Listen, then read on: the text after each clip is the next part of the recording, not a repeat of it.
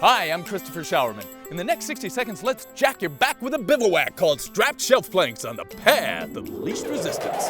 Double check your equipment for any weakness before attempting the shelf plank. Find a very sturdy fence in a grassy area, loop your straps over a strong top rail, then clip your hardware onto the wires beneath. Facing the pick point, put your hands through the handles so the loops grab around your wrists. Lean back to tighten the leashes, then start walking up the fence until your feet are about level with your head. Once you are completely horizontal, squeeze your shoulder blades together, pinching your rhomboid muscles towards your spine. Hold the tension for a beat, then let your shoulder blades stretch apart again.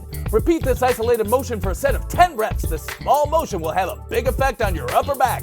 To dismount, walk back down the fence the same way you got up.